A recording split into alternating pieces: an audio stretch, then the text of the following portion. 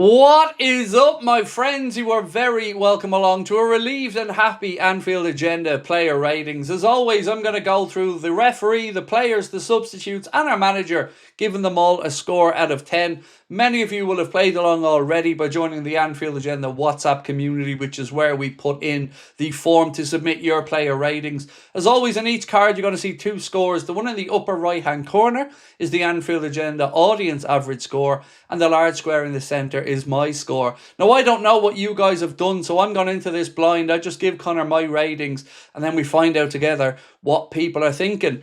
If you haven't had a chance to join yet but want to play along, feel free in the comment section to let me know your scores. The good news is I will be back here tonight at 8:45 for the late night agenda, because we have lots to talk about with Mo now heading off to the AFCON. But until then, let's get stuck into the ratings. So we'll start off with the referee. Look, the big contentious incident in this game for me was, of course, the Gomez studs up on one of our players in the first half, on Alexis McAllister, I believe it was. Kind of very reminiscent of the Jeremy Doku situation, but I would say even worse. I don't know how that was not upgraded to a red card. I really don't. So that's the one thing that I feel the officials and, of course, the VAR got wrong. That being said, the referee was okay. Not really too many major calls that annoyed me. So I'm going to give him a score of 6. And the audience have gone a bit lower there with a score of 5.4. But I really don't understand how that was not upgraded to a red card. It certainly felt like it was reckless and endangering the player to me.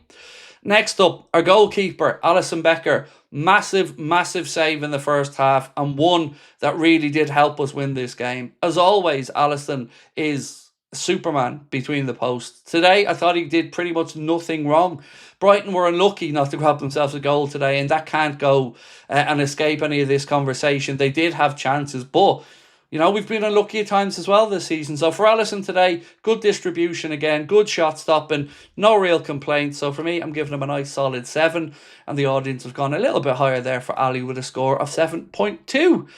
Next up, Joe Gomez. Look, I found it difficult to score Joe today because, of course, he was only on for, 24 minutes before he picked up that knock. Still don't have any real update on Joe, but I don't buy into this theory that it was a staged substitution to get Salah on. That's, even for me, that feels like a stretch.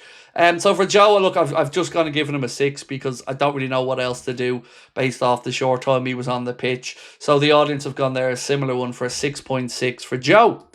Next up, Canade. Give the man his flowers. I thought him and Van Dijk were very good today. Look, we did give up chances, but the way that we play and the way that we get forward, it is going to leave some space to exploit.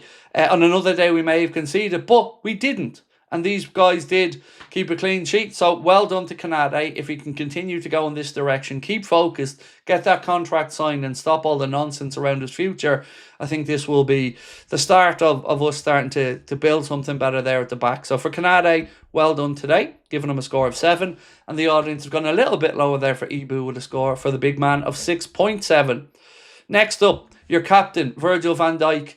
Like Ibu, I thought he was pretty calm and assured today, and some good distribution from Virgil as well, switching the balls out. I don't really have any complaints about our defending today. We're always going to give up some chances, but I've seen a lot more effort, a lot more fight from the centre-backs, and that means a lot to me. So for Virgil, I'm giving equally same score as Canade, a 7, and the audience has gone for a 6.8 for Virgil. On the other side, Kirkes. And look, I said in the preview midweek, I want Kirkes in there because I want the width that he will provide and the pace that he has to get up and down the flank. And I think I was proven right in that one. It was a really good performance today from Milos Kirkes. Connor thinks it was probably his best display in a Liverpool shirt. Yeah, I'm not sure if I'm quite there, but that being said, I was very impressed with him, and I loved his fighting qualities again today. So for Milos, for me, it's a 7.5, and the audience have gone a little bit lower than me, but a little bit higher than their other scores with a 7.1. Into midfield now, Ryan Gravenberch. I still think we are lacking that bite in the middle of the park. This man, though, is a dream gliding through the lines. He really is, and his ability to be press resistant and get away from players never ceases to amaze me. Thought it was a good performance from him today. Still do think, though, we need that proper anchor in midfield. But for Mr. Gravenberch, it's a 7 from me. And from the audience, pretty similar score there with a 6.9. Let me know your thoughts, though, on the midfield situation in the comments. Next up, Curtis Jones. He was incredible today. Absolutely incredible again. And the driving force in that midfield, covers every blade of grass, always looking to get forward. And I'm so, so glad to see a lot more people now fessing up to the fact that, yes, this is a different version of Curtis Jones. Yes, he is now starting to put himself down as a starter week in, week out. Never thought I'd see the day, but he deserves all the credit he gets. He's been really, really good for us. And today, outside of Hugo Ekitike, I think he was the best player on the park. So for me, it's a score of 8 for Curtis Jones, and the audience equally as impressed there with a score from the viewers for 7.7. Next up, Dominic Szoboszlai. Be honest, if you're like me, your heart was in your mouth when Dom went to ground, because he's been the beating heartbeat of this Liverpool side.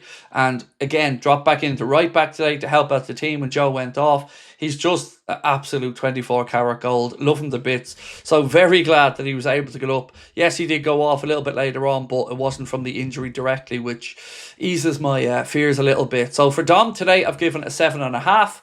And the audience think very similarly there, with a score for Dominic Szoboszlai of 7.6. Next up, Maka. I'm still not happy with what I'm seeing. It was better. I don't like him in the more advanced role. I don't. I know he plays there for Argentina, but for me, I prefer him as an 8.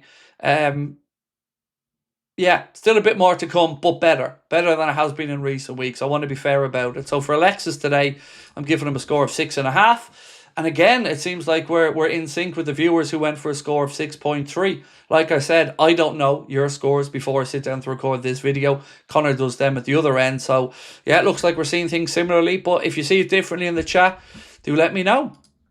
Next up, Florian Wirtz.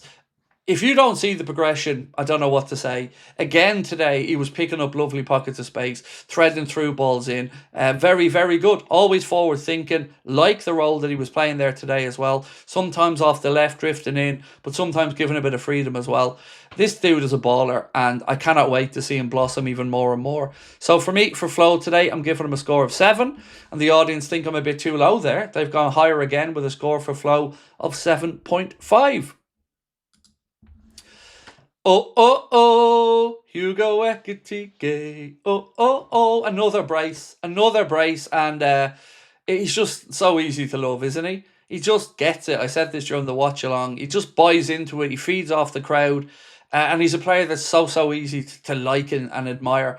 Brilliant start to his Liverpool career. And right now, if you're picking a number 9 to start week in, week out, it's this man here, and it's thoroughly deserved. Cannot praise him enough. Fantastic start to his Liverpool career. Well done, Hugo. So for me, he gets an 8.5 today. He was your man of the match as well, with 75% of the vote in the player rate, or excuse me, in the match reaction vote.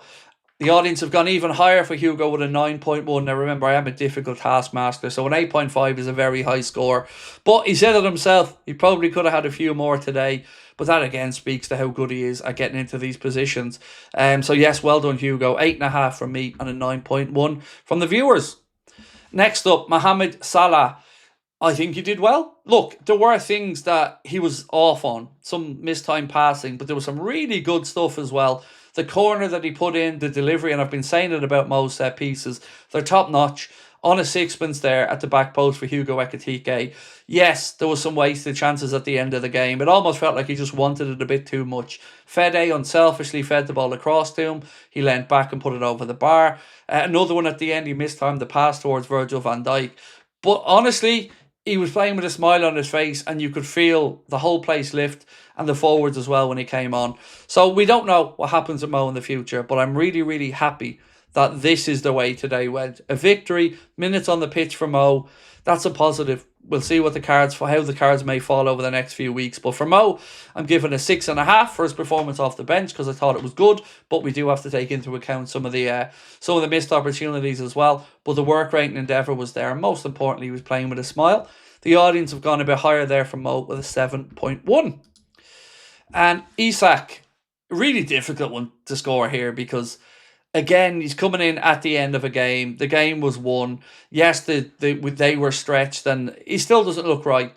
The people writing him off already, and I mean, I'm not saying being critical of him, because that's more than fair, but I'm saying the lads that said we were robbed, he's washed, he's a waste of space. Just please be a bit more patient. He hasn't been up to the standards yet, but if he can get there, and we know what he's capable of, you know, we've got one hell of a front line. So he does need to start pulling up his socks. And we know he was carrying a knock as well. So maybe with a week between games, bit more time to train, we'll see a better performance from him next week. So for today, from his cameo, I went for a 5.5. And the audience, pretty similar in their view there, with a 5.3 for Alexander Isak. Andy Robertson, how weird was it, by the way, seeing Robbo come on in the advanced position on the left-hand side? Some people in the chat were saying that he probably should have brought on Rio. The only thing I can think of is that maybe Arne thought, you know, having both of our left-backs on there gave us a bit more defensive solidity if Robbo did need to drop back in if Brighton got back into the game. So I can understand the change, and I thought Robbo did well when he came on. So it is a 6 for me for Andy Robertson, and it is a 5.9 from the Anfield Agenda audience. Fede, I loved him when he came on, and nothing else to say, just great positive energy, very unselfish as well in the ball he fed across to Mohamed Salah. Nobody would have been angry if he took that chance on himself. But what we hope for now is, we know Mo's gone to the AFCON, we know that Gakpo's injured for a little bit. Let's hope the manager finally puts aside whatever it is he thinks about Chiesa and starts to give him minutes. Because he's a player that cares, he's a player the fans love, and he's a player that is honest in his endeavours and work rate. So for me, I'm giving him a 7.5 off the bench, and yeah, it might be a little bit exaggerated, but he's working off fumes here. Not very many minutes, and he always puts in 100% effort. So maybe I've gone a little bit too high, but, you know, I want to be positive around Fede. And the chat there with a 6.7 as well. And finally, the manager. And look, I'm not fully won around yet. Unbeaten in 5 certainly means a lot. The reaction since the Mohamed Salah situation for the manager and the team has been good. We've kept 2 clean sheets in a row. We aren't perfect yet, but we are trending in the right direction. If we can keep winning these games, like I've always said, I'm open to being won back around. I say it as I see it at moments in time, snapshots in time. And what happened earlier part of the season was in no way good enough. But I'm not ignorant. I am here to be won over and turned back around. And people who have said keep backing the manager, it is trending in that direction. And that's what we all want, is a successful Liverpool team. So for Arne today, well done on getting another result, keeping another clean sheet, and again, making the headlines about what's happening on the pitch. So for me, the manager gets a score of 7 today. And for the audience, very similar score there with a 6.8. So look, that is it from me for now. But do let us know your thoughts. I'll be back tonight at 8:45 for the late night agenda. We'll talk to you then. Have a lovely Saturday. Take care.